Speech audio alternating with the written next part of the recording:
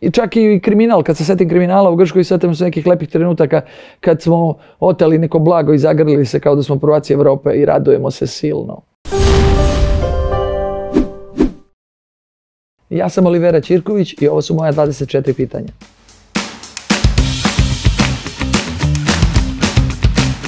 Smatram se, itekako, ozbiljan deo moga života. 15 godina moga života je bio kriminal i osjećam ga jako u sebi, iako je prošlost. Više nemam izazove, prošlo je već 5 godina i ja sam izlečena od te bolesti, ako se to zove bolest, a jeste malo zavisnosti, ali itekako se osjećam i imam, moram da kažem, i neku simpatiju prema tim ljudima. Nisam tako gruba kao običan svet prema njima, ne sudim im i žalim ih čak. Oni su vrhunski kriminalci, ali oni nisu samo kriminalci, oni su mešavina između kriminala i prevare. Više ih doživljavam prevarantima. Kriminalci su oni koji imaju određenu vrstu hrabrosti, koji svesno riskiraju život i znaju da mogu da odu u zatvor.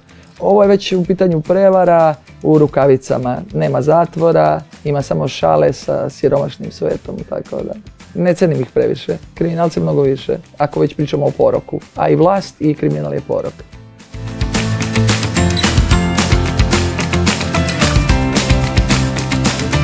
Mit, kao ime mit, nijedan čovjek koji se bavi ozbiljno kriminalom neće reći ja sam Pink Panther, to će reći samo neko ko zabavlja narod i šali se.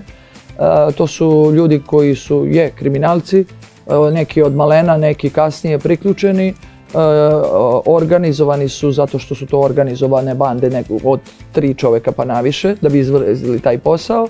Postoje, sada sve manje i manje, ali da i dalje postoji, izvršavaju poslove neke, da. I to je to, ali nikako jedna organizovana kriminalna grupa kojom vlada jedan čovjek, piramida i te gluposti, to su neke policijske nebuloze. Da, završio sam višu ekonomsku, ali nikad u životu nisam bila osim želje da dobro vodim ekonomiju, svoju ličnu. Ne, naprotiv, ljubav. Ja imam jednu nevjerojatnu osobinu, zato se nikad ne kajem, zato što ja ne gledam sa gorčinom na prošlost, pa kukam, pa jao da mi je ovo, pa kako sam to ispustila. Za mene je prošlost ostala je tamo gdje je bila i u svakoj prošlosti postoje lepi i ružni trenuci. Ja sam kraljica lepih trenutaka, ja pamtim lepe trenutke, što će reći da Grčku pamtim po dobroj muzici, po lepim izlascima, po sportskoj karijeri, bila sam prvi strelac prvenstva, po prijateljima koji su mi danas veći prijatelji nego neki u Srbiji. Obožavam Grčku i čak i kriminal, kad se setim kriminala u Grčkoj, setim se nekih lepih trenutaka kad smo oteli neko blago i zagrlili se kao da smo prvaci Evrope i radujemo se silno.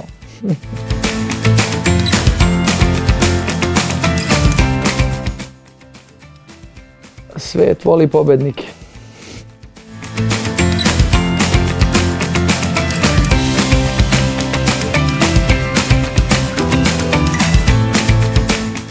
Poruku da budu strpljivi. Teška je procedura, već sam o tome govorila, grčko pravosuđe je jako komplikovano, aljkavo, nepravedno, policijske istrage nikakve, sve najgore. Ali strpljenja moraju imati jer im je samo to ostalo i moraju ostati jaki unutra. Roditelji da im šalju novac, a ne da šalju novac advokatima jer su advokati jako, u svim zemljama sveta sa advokatima, ne do Bog da ti treba advokat i lekar, ali naročito u Grčkoj, tu stavljam apostrof 1, ne juriti se, davati njima pare unapred i sad bar u ovom trenutku.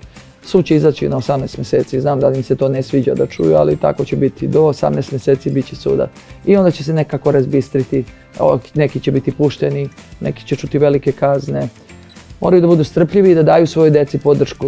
I ja ih žalim, da se zna i da se razume. Ne navijam za njih, ali ih žalim i ne sudim im. I to su maloletnici i mnogo njih je nevinih u ovom trenutku u zatvoru, a ja se užasavam toga. Užasno je nevin čovjek u zatvoru, a od njih 100, bar 70 je nevinih.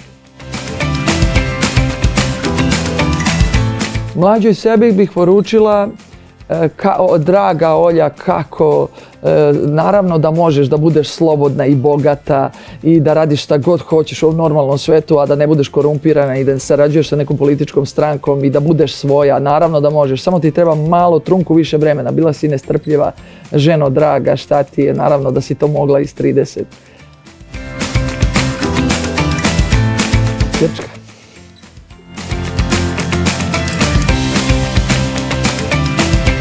Jesam. Jednu jako do groba veliku, druga pa isto kao sestra. Dve izuzetne prijateljice. Ako sada spadaju, ja imam 3 žene u mom životu. Jedna je iz košarke, iz mladosti. Ona mi je u Italiji živi i ona mi je deo mene, toliko mi je bliska. I ove 2 Grkinje, 3 žene nabrojala.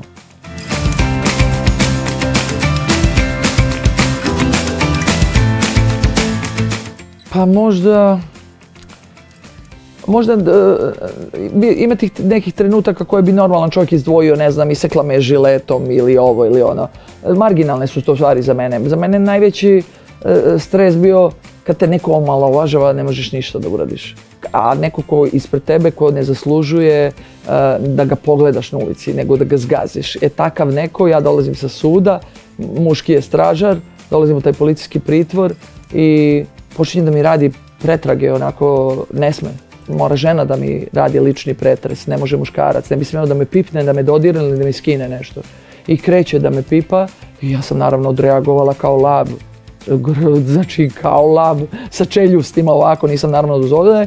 I onda mi ubacio u ćeliju i zaključao, a ja moram sinu da se javim. Završio se sud i sin me čeka. I sin mi je mali. I taj bes u meni i ta nemoć i da posle 1-2 sata ga ipak molim da me izvede, da se javim na telefon. Ljudska gnjida. To je užas jedan.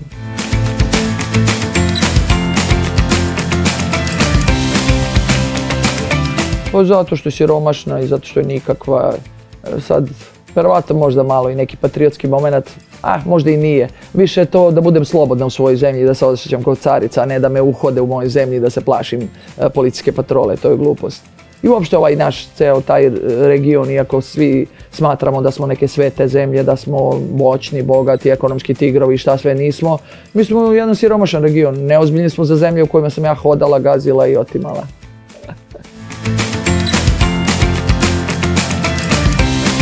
Nikada, pa znaju oni koga ne treba sigurno tražiti. Ja sam totalni buntovnik. U kontri s policijom, sa sudstvom. Od ovakve kao ja i kad posluša jedan intervju odmah zna da sa mnom ne treba da priča na tu temu. Biće izgreban.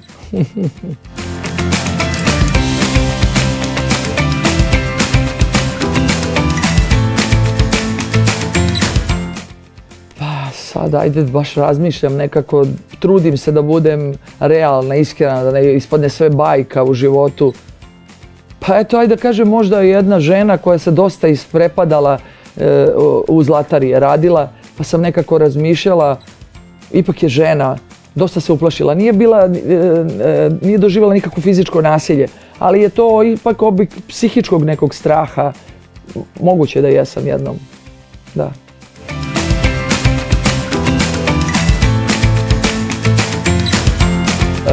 Mislimo na vlasnike Zlatara, jesam srela na sudovima i ne okreću se da me pogledaju, oni se nas plaše, bez veze, bez razloga. Mi smo to što jesmo, ali nikad u životu ne bi napadali ili nešto, imali neki konflikt, pa on je nebitan u toj priči. Objekat je juvelirnica, a ne vlasnik juvelirnice, ono što je nas zanimalo.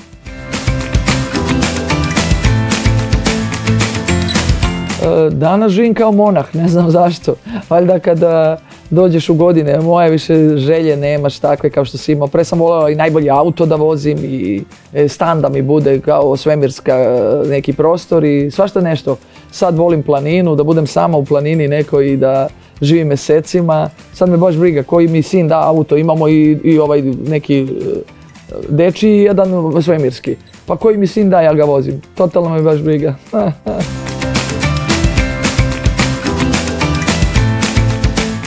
Da nije bilo kriminala u mom životu, pretpostavljam da bih u neki biznis otišla privatni.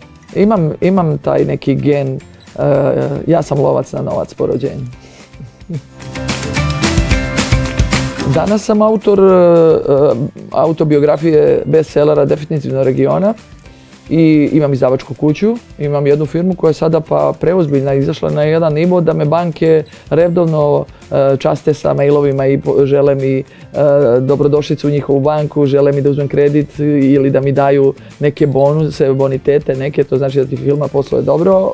Naravno da sam potpisala ugovor i prodala svoja autorska prava za seriju, što je također pomoglo u rastu moje firme i veoma, da ne podcenjujem i to, itekako. Ali knjiga je jedan ozbiljan izvor prihoda ako si ti izdavač. To nije shvaćeno u ovom regionu zato što ne postoje pisci borci. Pisci se predaju izdavačkim kućama i svi su sirotani. I žao mi je što nisu borci jer bi mogli da budu bogati pisci. Nikada.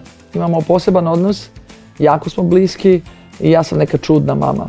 I dobra i loša i kad volim više 100 puta nego bilo koja mama na ovom svetu i kad se odričem i svašta bi mogla da učinim za svog sina, ali delom, ne rečju i on to osjeća od malena i onda takvoj mami ne možeš da uzmeš za zlo. Nekako onda ja kad se popravim se puta 100 od svake mame. Lako mi do blata, lako mi do zvezda. Onda sa mnom leti u avionu iznad zvezda i sad mu je lepo, kako da mi zameri.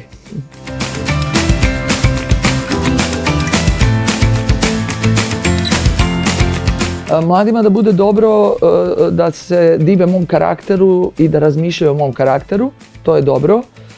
Da oteraju svaki strah, strah je neprijatelj napretka i da stave u glavu da rade ono što vole i da nađu slobodu u okviru tog što vole i da rade i onda je pobjeda. A to je moguće.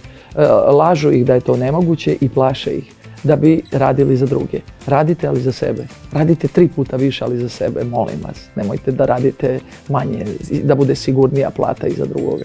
Reskiraj, uradi nešto za sebe i pobedi. Živele male gazde.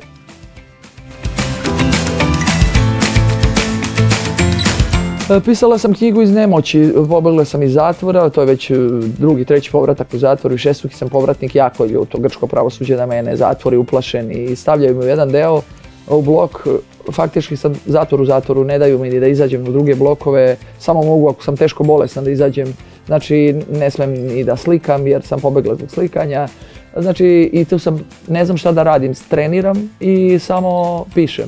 Pišem dnevnik svoj i sećam se, naviru mi sećanja, čini mi se da nikad neću izaći iz zatvora, tad sam osuđena na 32 godine i nekako neka tuga, neka melanholija u meni izbija sve iz mene, ta prva knjiga je jako emotivna. Ona opisuje baš te trenutke najteže i sećam se svog detinjstva, kreće cela moja priča od kad sam se rodila. Sećanje na roditelje koji nisu živi, emocija mnogo u mojoj knjizi, smeha i suza puno, kao što je i život. A slikanje dolazi spontano, slučajno, ja ne znam da slikam u zatvoru. Krećem ponovo iz dosade, u zatvoru iz dosade čuda ti se dese. Ko je pametan iz dosade postaje kreativan, ko je glup iz dosade postaje lenjivac i spava. Autoportrete, ne autoportrete, rekla sam autoportret, to je liči, ne, portrete najviše volim. Uživam u portretima.